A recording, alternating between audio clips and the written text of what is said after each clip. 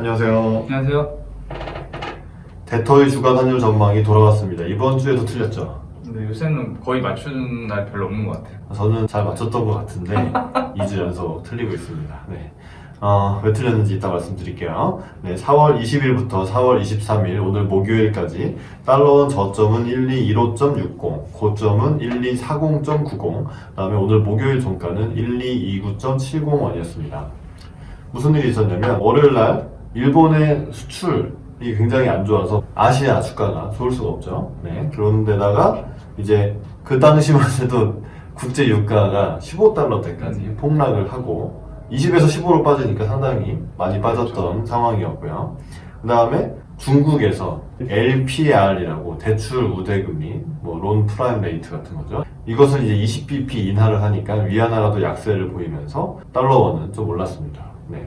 그 다음 날은 드디어 이런 날이 올까 했던 WTI 서부 텍사스 원유 기준으로 마이너스, 원유 선물 가격이 마이너스가 되고, 그 다음에 21일이니까 또 4월 1일부터 20일까지의 한국 수출이 또 부진하게 나왔어요. 네. 거기다가 이 CNN 김정은 위독설, 수술을 받고 위독 중태다, 이런 네네. 기사가 나오면서 갑자기 1240원 선까지 팍 위로 튀는 그런 환율을 보여줬고요. 오늘은 이제 유가도 다시 이제 기술적 반등이라고 할 수 있는데 좀 올라왔고요. 그 다음에 우리나라 GDP, 1분기 GDP는 시장 예상치보다는 좋은 편이었습니다. 네, 그렇게 되면서 아시아 주가가 올랐고, 그래서 1229.70에 마감을 했습니다. 네. 역시 예상할 수 없는 뉴스들이 좀 있었던 한 주여서 그래서 틀렸다고 볼 수 있죠.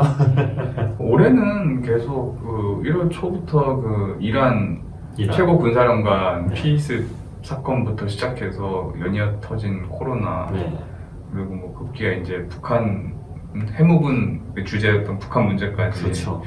이게 이제 막 1년에 3분의 1이 채 지나기 전인데 거의 몇 년치 이벤트를 다 소화하는 그런 느낌이라. 전 올해를 다 살아는 느낌이라고 하는데 이게 몇 년치였거든요. 몇 년치를 그런 느낌. 그래서 굉장히 좀 피로도도 쌓이고 시장 자체가 여전히 극심한 불확실성 하에서 여전히 각 상품군들 그리고 경제 지표들 그리고 이런 움직임들을 사실 예측하는 것 자체가 지금 굉장히 어떤 큰 의미가 있느냐 이렇게 생각하실 수도 있을 것 같아요. 맞습니다. 예측보다는 정말로 대응의 영역에 들어온 게 아니 김정은 상황설 같은 게 갑자기 뜰 줄은 누가 알았겠습니까? 그렇죠. 저희는 이제 좀 큰 방향 같은 거, 그리고 기사에서 나오는 최근의 이슈 이제 중심으로 이제 말씀드리면서, 저희가 말씀드리는 레벨 자체는 그냥 단순 참고만 하시고 어떤 논리의 흐름이나 이런 것들을 같이 공유하면서 좀 저희가 잘 모르고 지나간 부분이 있으면 또 이렇게 말씀도 해주시고 그러면은 더 유익할 것 같아요. 맞습니다. 그래서 결국 저희는 이제 시장 뉴스를 해설해드리는 사람이니까. 그게 주 컨텐츠니까. 결국 그리고 달러원은 큰 틀에서는 1210원에서 한 1240원 박스권을 또 갇혀버렸어요. 저희가 못 맞춰서 이런 말씀 드리는 건 아니에요. 그래서 이제 미국에서 코로나가 확산이 될 때는 주가 가지고 한번 확 흔들었는데 이번에는 그거는 주가는 좀 안정세, 다시 이제 반등세를 보이고 있지만 이번에 원유 선물로 좀 흔들었는데 이 원유에 대해서 좀 해설을 해보겠습니다. 이번 주는 유난히 이제 원유 관련 뉴스가 많았던 것 같아요. 그렇죠. 원유 선물이 사상 처음으로 마이너스 0보다 밑으로 떨어졌다. 이 뉴스에 대해서 어떻게 그냥 기름 넣고 돈도 받으면 되냐. 주유소 가서 기름 넣고 그냥 가면 되나요? 그냥 하고 가는 거다. 이런 드립들이 난무하던데. 먼저 이 기사를 보겠습니다. 한국경제 김현석의 월스트리트 나우 지난주에도 소개해드렸는데 또 소개해드리네요.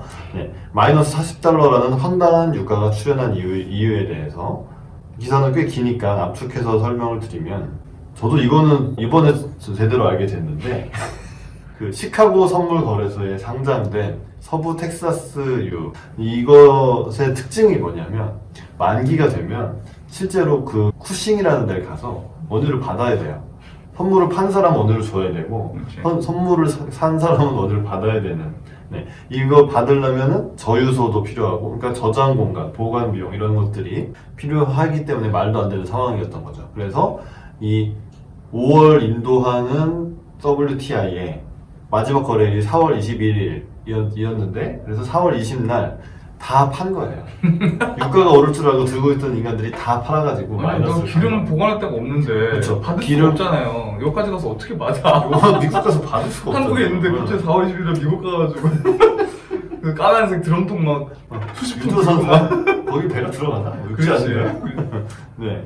그래서 이 선물이라는 게 기물, 월물 이런 게 있어서 5월물, 그다음엔 6월물. 5월물은 다 사라지고 이 실물 인수도 하고 끝나는 거죠. 네. 제가 오늘 아침에 너무 궁금해서 그 CME 시카고 거래소 홈페이지까지 가서 봤더니 특징, 딜리버러. 배달. 그 실물 결제가 된다는 거죠. 실물 인수도 방식. 네. 네. 그렇습니다.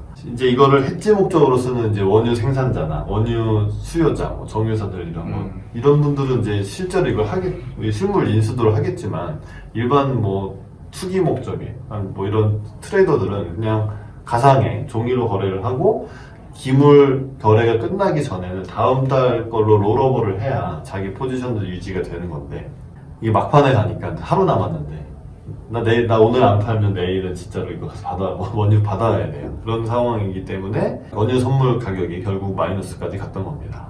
그러니까 이게 뭐 순간적으로 이제 크러쉬가 난 거죠. 그러니까 완전 박살이 난 거죠, 시장이. 왜냐면 실물을 받을 수 없으니 그렇죠. 어떻게든 나는 이거 청산을 해야 되니까 만기 전에 네. 가격을 보지 않고 일단 때리는 거예요. 일단 그렇죠. 손실을 확정하면서 자기가 그렇죠. 자기 손실 중요한 게 아니라 기름을 받으러 가야 되니까. 그렇죠. 그 기름 말도 안 되는 받아서 상황인 거예요. 저장할 때도 네. 없고 이걸 버리는데도 비용이 든다고 합니다. 당연히 그렇죠. 기름을 어디다 버려요? 바다에 버려요? 그거 땅에 큰일 버려요? 나죠. 말이 안 되죠. 네.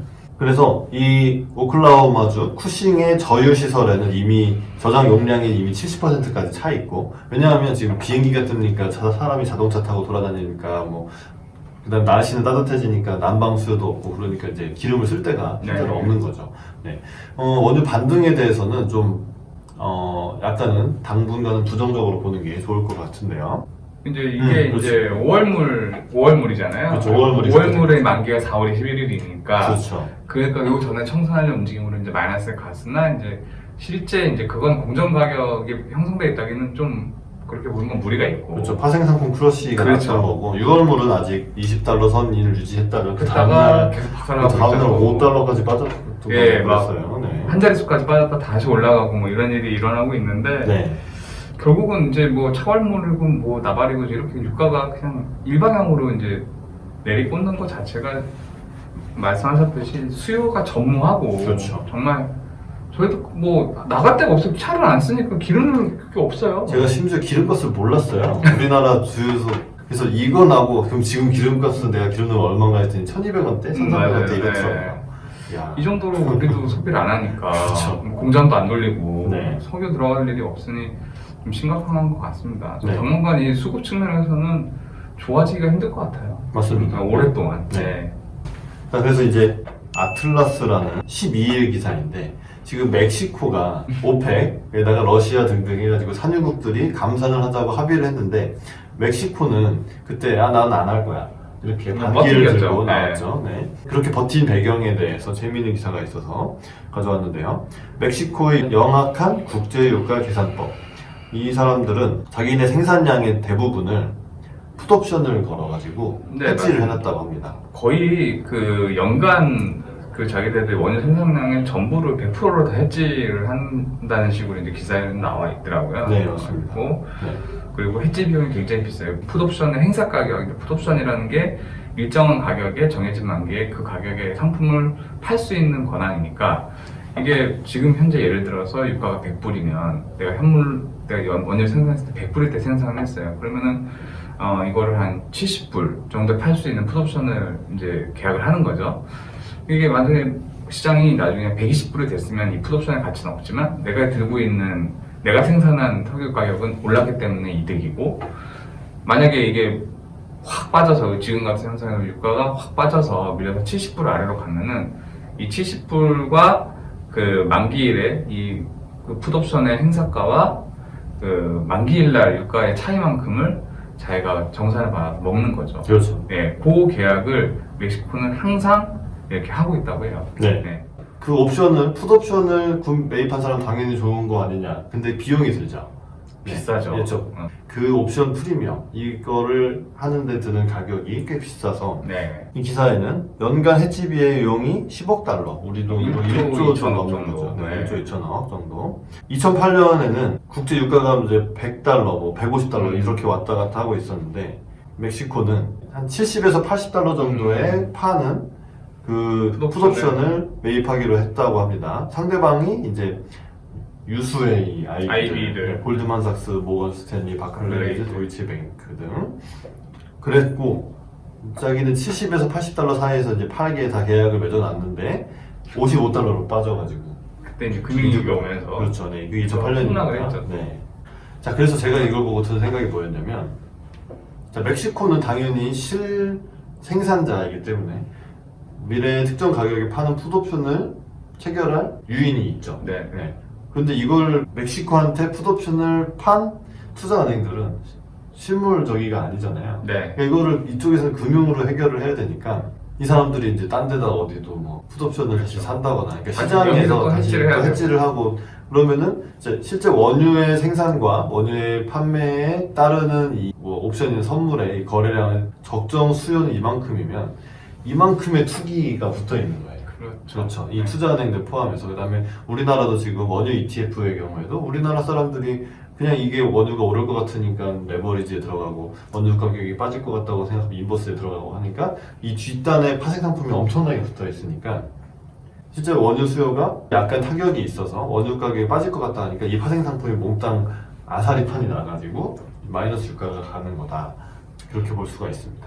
현재 이렇게 급격하게 흔들리는, 그리고 뭐 하루에도 수십 프로씩 이렇게 위아래로 왔다 갔다 하는 건 사실은 이게 실제 기름의 가치를 정확히 반영하고 있는 건 아니에요. 이게 파생 상품이 엮여 들어가면서 거기에 따른 가격 변동성이 심한 거지, 그러니까 숫자 변동성이 심한 거지, 사실은 저유가는 맞긴 하지만 지금 뭐 하루에 이 유가가 50% 빠졌다, 다시 40% 올랐다 이럴 만한 그런 건 없거든요, 수급상으로는. 네. 뭐 왜냐 실제로 뭐 오늘 생산량이 50%가 늘어난 것도 아니고 그 사이에 다시 40%가 막 수요가 늘어난 것도 아닌데. 그렇죠. 네. 정확히 실물의 수요와 공급에 의해서 가격이 결정된다면은 거기에 따라서 이제 천천히 위아래로 그 좁은 레인지 안에서 움직이는 게 맞는데, 지금은 그냥 파생 상품 노름에 그렇죠. 완전히 놀아나는 거죠. 네. 도박판인 거죠. 진짜 도박판이 됐어요. 그렇죠. 네. 코인 하는 것처럼. 그렇죠. 코인 하는 것처럼 된 거죠. 네네. 네.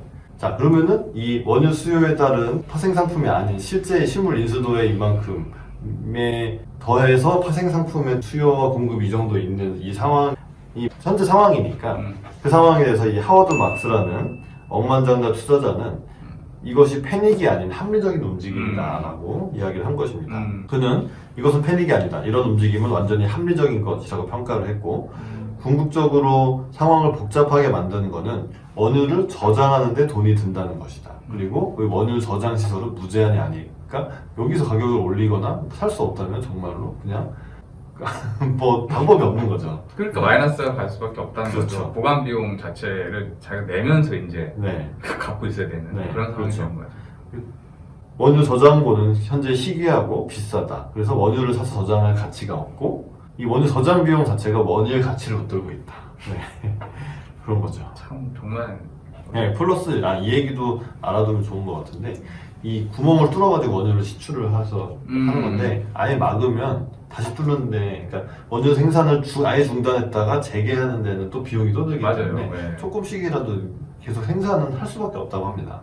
그러니까 감산을 하더라도 아예 막을 수가 없으니까 이 그런 원유의 특징 때문에 공급은 계속 일정 부분이 존재를 하고, 그리고 산유국들은 사실 기름 팔아서 먹고 살아야 되는데 기름값이 마이너스면 갑자기 국가 재정 수입이 제로라는 얘기 아니에요. 그러니까 일부라도 팔 수 있는 만큼 캐내서 팔아야 되는 그런 상황이 맞물리면서 이런 마이너스 40달러라는 어마어마한 원유 가격이 나타났던 것으로 볼 수 있습니다. 자, 그럼 이거는 이제 원유 선물에 대한, 원유 선물 가격이 미국에서 어떻게 거래되는가 하는 얘기인데, 3월 8일 뉴스핌 기사에 보시면 제목이 사우디 원유 수출가 인하 증산 결정, 석유 전쟁 재점화, 이 기사를 보시면은 사우디는 자기가 이제 상대방한테 현물로 결국 팔게 되는 그런 계약을 맺으니까 국제 유가 선물 시장에서의 유가 선물이 얼마든 간에 나는 예를 들어 중국에다가 $5에 판다. 이런 식으로 계약을 맺으면 그냥 그거는 따로 가는 거예요. 그렇죠. 그렇죠. WTI, 서부 텍사스 원유랑은 상관이 없이 가는 거죠. 그래서 사우디의 국영 석유회사 아람코는 아시아로 향하는 현물 원유 가격을 그냥 시장 시세보다 $3 낮춰서 팔고 뭐 이런 식으로 하고 있으니까 사실은 국제적으로 현물의 가격이랑 이 선물의 가격은 약간 다를 수도 있다. 뭐 이런 거를 알아두시면 좋을 것 같고 결국 그래서 지금 원유 ETF나 ETN 이런 거를 좀 할 수가 없는 게 이 원유 ETF 예를 들어서 5월물이 들어있는데 5월물이 마이너스 40이고 6월물이 20이다. 그러면은 이걸 사자마자 60불이 깨지는 거예요. 그렇죠. 네, 그렇죠. 그래서 옛날에 이제 비트코인에 김치 프리미엄이 들어있다. 왜냐하면 이걸 어떻게 갖고 나가고 이럴 수가 없으니까 한국에서만 거래되는 게 이제 국제 시세보다 비싸게, 왜냐하면 수요가 몰리면서 비싸게 거래가 된 적도 있었는데 원유에도 김치 프리미엄이 지금 들어가 있다. 뭐 이런 생각을 할 수도 있고 좀 결국 이게 파생 상품의 영역이기 때문에 투자자 여러분께서는 주의해서 투자를 하는 게 좋겠다. 저 같으면 지금은 할 때가 아닌 것 같다. 이런 생각을 하고 있습니다. 다음 기사는 연합 인포맥스 기사고요. 제가 다른 많은 전문가들이 이제 U자형 만듦을 얘기하는데 아직도 V맨으로서 행복회로를 돌릴 수 있는 기사가 있어서 한번 읽어보겠습니다. 제프리 삭스라는 컬럼비아대 교수고요. 중국은 2분기부터 반등해서 글로벌 시장을 지지할 것이다. 중국의 1분기 GDP 성장률이 전년 동기, 작년 1분기 대비해서 6.8% 감소하는 걸로 나타났고요. 왜냐하면 이 삭스 교수는 뭐라고 했냐면 이건 놀라운 게 아니다. 왜냐하면 1분기 내내 거의 봉쇄를 했으니까. 그리고 2분기에는 거기서 빠져나오고 있기 때문에 중국이 회복세를 보이고 반면에 유럽과 미국은 극심한 둔화세를 겪게 될 것이다. 문제는 이 매체가 중국의 신화통신이라는 것이죠. 역시. 믿거나 말거나 같은 느낌이 들지만, 아무튼 이 기사에 보시면은 생산이 회복되고 있고 일상은 뉴 노멀, 새로운 표준으로 이동을 하고 있고 올드 노멀로 돌아가고 있는 건 아니다. 뭐 실감하지 못하겠지만 서서히 우리의 일상은 뉴 노멀로 가고 있다. 뭐 이런 점을 참고하실 만할 것 같습니다. 중국이 아무튼 잘 돼서 우리나라 수출도 잘 되고 그랬으면 좋겠습니다. 다음 주제도 한번 해보겠습니다. 어떻게 보시죠?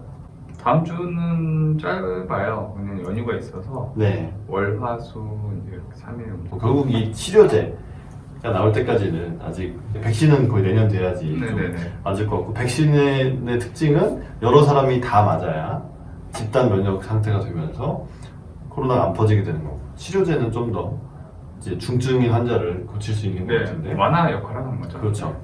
근데 이제 그 렘데시비르는 좀 효과가 있을 수 있을 것 같고 클로로킨 이거는 브라질에서 이것 때문에 죽는 사람도 있고 그래서 트럼프가 이거를 우리에게 이 클로로킨이 있다라고 말했던 거에 비하면 좀 부작용이 심한 것 같아서 조심해서 써야 되는 약물일 것 같고 아직은 치료제도 가셔야 되지 않았고 막 원유 시장은 갑자기 난리가 나고 그 다음에 사실 이제 어떤 파생 상품이 터질지 모르겠습니다. 그러니까 주가가 빠질 때는 주가 선물 때문에 마진콜이 더 터졌고 원유 선물이 또 터지니까 사람들은 막 돈이 녹고 뭐 이런 상황이기 때문에 아직 불안감은 지속되고 있고 하지만 우리나라 증시는 V자 반등세를 유지하고 있는 게 좀 특징적이죠. 글로벌 탑 퍼포먼스를 보여주고 있습니다. 그렇죠.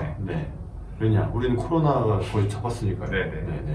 그래서 이 해외의 이 차가운 분위기, 국내의 좀 뜨거운 분위기, 그러면서 이제 개미 투자자들은 동학개미 운동을 사실 지속하고 있죠.